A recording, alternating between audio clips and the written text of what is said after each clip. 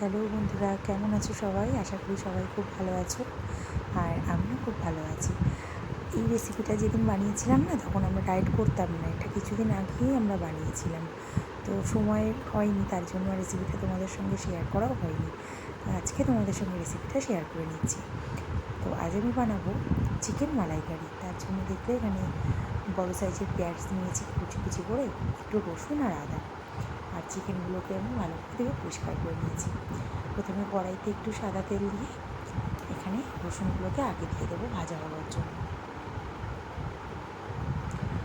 রসুনগুলো একটু ভাজা হয়ে গেলে আমি পেঁয়াজগুলোকেও এখানে অ্যাড করে দিলাম, আর অল্প তেলেই কিন্তু আমি এগুলোকে ভেজে নেব। দিয়ে দিলাম 4টে কাঁচা লঙ্কা, যে যেমন ঝাল খাও সে ঠিক সেরকমই লঙ্কা ইউজ করবে। আর আদা কুড়িটা আমি এর ভিতরে দিয়ে দিলাম। খুবই অল্প তেলেই কিন্তু আমি এগুলোকে একটু ভেজে নেব। ভাজা মানে কি, জাস্ট একটু লাল লাল হবে, আমি এটাকে সরিয়ে নেব।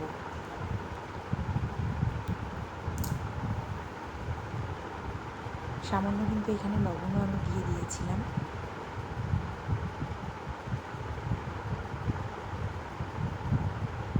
অনেক দিনই হয়েছে ভিডিওটা আমার কাছে ছিল, কিন্তু কিছুতেই আমার এডিট করা হচ্ছিল না, তো আজই সেটা করলাম। তো দেখো, ওটাকে সরিয়ে নিয়েছি আমি, আর তার একটা মিহি পেস্টও আমি বানিয়ে নিয়েছি। এবার কড়াইতে আমি একটু সাদা তেল আর সামান্য 1 চামচের মতো ঘি দিয়েছি। এবার এখানে আমি গোটা গরম মশলা ফোড়নে দিয়ে দেবো।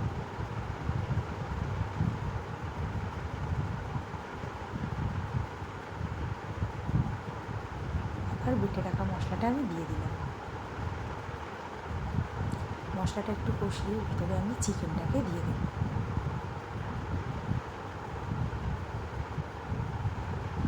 দেখো, কষানো আমার মোটামুটি হয়ে গেছে। আমি চিকেনটা, যেহেতু মশলাটা একটু ভাজা ছিল, তার জন্য একটু বেশিক্ষণ কষাতে হবে না, কাঁচা গন্ধটা কিন্তু চলেই গেছে। দেখো, চিকেনগুলো আমি এখানে 1 কেজি চিকেন আছে, চিকেনগুলোকে আমি এখানে দিয়ে কষিয়ে নেব। আর একটা মশলা হবে পেস্ট, সেটা হলো একটু তিল আর একটু কাজু বাদাম। তো এটাকে আমি একটা মিহি পেস্ট বানিয়ে নেব। দেখো, চিকেনটা এদিকে আমার কষানো হচ্ছে।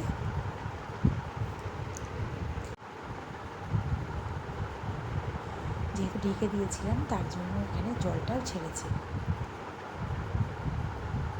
তো হাই টু লো ফ্লেমে দিয়ে আমি এটাকে সুন্দর করে কষিয়ে নেব। দেখো কি সুন্দর রঙ এসছে, এতে কিন্তু কোনোরকম হলুদ আমি দিইনি। এই পর্যায়ে আমি এবার এখানে ওই যে তিল আর কাজুটা আছে, পেস্টটা এর ভিতরে অ্যাড করব।